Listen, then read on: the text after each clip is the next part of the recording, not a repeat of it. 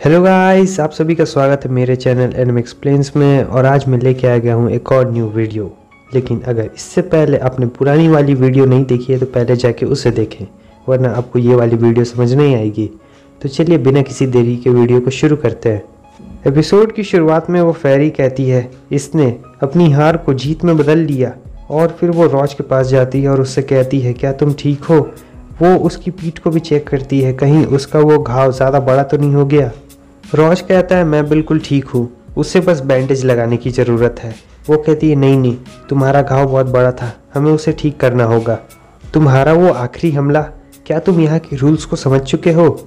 Rows कहता है मुझे ऐसा लगता है कि मैंने अपने तरीके से इसे ढूंढ लिया है कि मुझे ये कैसे करना है, और इस तरह के बैटल एक्सपीरियंस से मुझे रूल्स को समझने में और भी आसानी होगी। लेकिन मैं अभी भी इसे पूरी अच्छे तरीके से नहीं जान पाया हूँ। लगता है इसे पूरे अच्छे तरीके से जानने के लिए मुझे फिर से मेडिटेशन करना होगा। तभी उन्हें एक पीछे से आवाज़ आती है और वो दोनों पीछे मुड़कर देखते हैं। हम देखते हैं कि वो जो बेसबॉल वाला बंदा होता है वो अभी भी नहीं हारा होता है। वो वापस से खड़ा हो जाता है और कहता है मेडिटेशन, मैं तुम्हें छोड़ूंगा तब ना तुम वो करने जाओगे। और इधर वो फेरी सोच रही होती है क्या ये अभी तक हारा नहीं।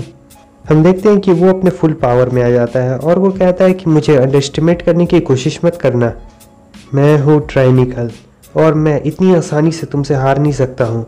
उसका फेरा कह रहा होता है तो तुम अब जाके सीरियस हुए हो, क्या तुम अपनी ये पावर पहले नहीं दिखा सकते थे।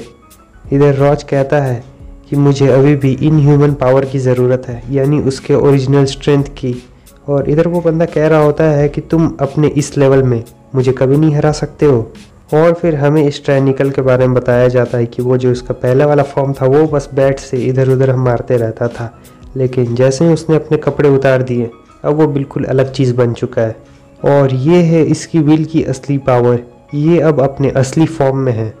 वो कहता है मुझे उम्मीद है तुम्हारी फाइटिंग स्किल्स मुझे निराश नहीं करेगी। और वो सीधा रॉज की तरफ हमला करने के लिए आगे बढ़ता है और वो बहुत तेज़ भी होता है।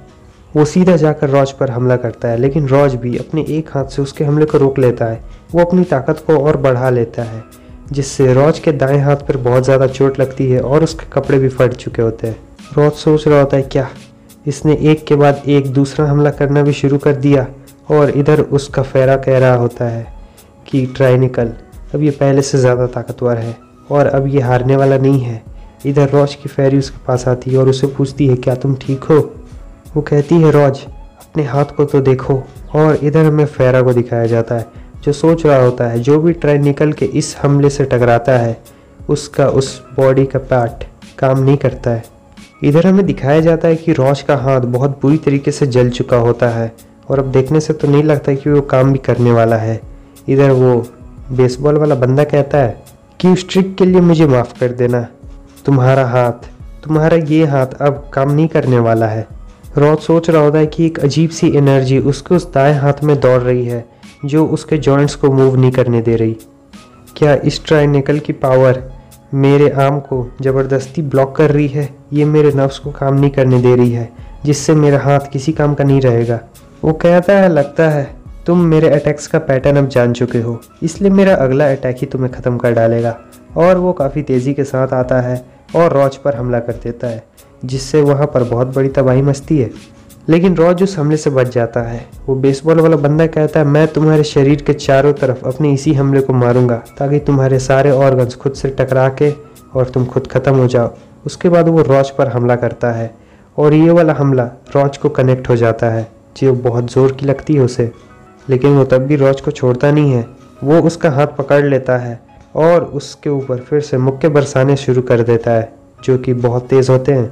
रॉज सोच रहा होता है क्या यही उसकी पावर है जिसने सभी रूल्स को समझ लिया हो, क्या यही है हम दोनों के बीच का अंतर। रॉज की हालत काफ़ी ख़राब हो चुकी होती है और वो सोच रहा होता है फ़िलहाल अभी तो मैं इससे बिल्कुल नहीं लड़ सकता हूँ। इधर वो बंदा हवा में उड़कर आ रहा होता है और अब अपना सबसे ताकतवर मूव करने जा रहा होता है, जिसमें उसके हाथ बहुत ज़्यादा तेज़ हो जाते हैं। और फिर जैसा कि आप देख सकते हैं वो रॉज पर हज़ारों पंचेस की बारिश कर देता है। फेरी सोच रही होती है अब सब चीज़ ख़त्म हो चुका है, अब कुछ नहीं हो सकता है। आखिर तुम इतने ज़्यादा अनलकी कैसे हो, तुम सबसे आखिर में फाइनल रियलम में पहुँचे थे और तुम सबसे ताकतवर दुश्मन का सामना कर रहे हो।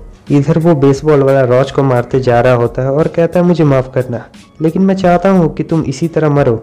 इधर वो पाड़ा परी के पास आता है और कहता है अब तो पता चल ही चुका है कि विनर कौन है, इसलिए तुम तैयार हो जाओ अपनी सारी एनर्जी मुझे देने के लिए। वो अपने पार्टनर से कहता है जल्दी से इस बेकार सी बैटल को ख़त्म करो, मुझे बहुत ज़्यादा भूख लगी है और मैं जल्द से जल्द इसे एब्जॉर्ब करना चाहता हूँ। वो कहता है ठीक है, जैसी तुम्हारी इच्छा। और फिर हम देखते हैं कि वो और भी पंचेस मारने लगता है रॉज पर, और इस बार रॉज का चेहरा सीधे ज़मीन में जाकर गड़ जाता है। इधर हमें उस पाड़ा को दिखाया जाता है जो कहता है खेल ख़त्म हो चुका है, अब जल्दी करो। और इधर ये कह रहा होता है कि मैंने इस पे इतने सारे हमले किए हैं जिसकी वजह से इसकी पूरी बॉडी ब्लॉक हो चुकी है, और जो मैंने इसे आखिरी पंच मारा वो इतना ज़्यादा ताकतवर था कि अब ये कोमा में पहुंच चुका है। ठीक है बडी, तुम अपने पहले एब्जॉर्प्शन का मज़ा लो। और फिर इस तरफ हमें पाड़ा को दिखाया जाता है जो कि परी को एब्जॉर्ब करने के लिए बहुत उतावला होता है, और इधर वो काफ़ी ज़्यादा डरी हुई होती है।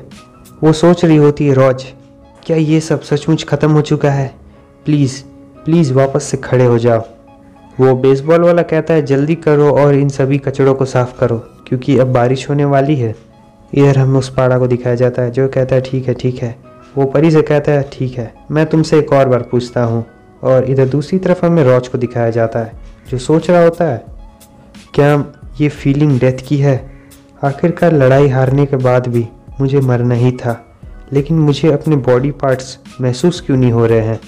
ये मूव दूसरों की बॉडी को पैरालाइज कर देता है, लेकिन मुझे ऐसा क्यों लग रहा है कि मेरे थॉट्स मेरे दिमाग में ही ऐसे घूम रहे हैं। आखिर क्या हो रहा है ये सब। देखते हैं कि उसके तरफ कुछ लाल रंग की चीज़ आ रही होती है जो बिल्कुल धागे जैसी होती है और उसके शरीर के चारों तरफ लिपट जाती है। वो सोच रहा होता है ये क्या है, क्या ये धागा है, ये पावर रूल्स है। मुझे उस वक्त भी ऐसे ही महसूस हुआ था जब मैंने गलती से उस मूव का इस्तेमाल किया था। हाँ ये वही है, मुझे बिल्कुल उस वक्त जैसा ही महसूस हो रहा है। ये पूरा फुल हो चुका है, मैं उस ट्राइनकल के उस खतरनाक पावर की वजह से इस स्टेट में आ चुका हूँ, लेकिन इस वजह से कम मेरे ऊपर जितनी जिम्मेदारियाँ थी वो सभी चली जाएगी। मैं देख पा रहा हूँ अपने बॉडी के बाहर एक सेल्फ कंटेन्ड स्पेस। अब मुझे ऐसा लग रहा है कि मैं समझ चुका हूँ कि आखिर ये रूल क्या है। और बस हमारा ये एपिसोड भी यहीं पे ख़त्म होता है। अगर आपको वीडियो अच्छी लगी लाइक कर दे, चैनल पर न्यू है सब्सक्राइब कर दे। यहाँ तक वीडियो देखने के लिए बहुत बहुत शुक्रिया। तो फिर मिलते हैं आप सभी से नेक्स्ट वीडियो में, तब तक के लिए बाय बाय।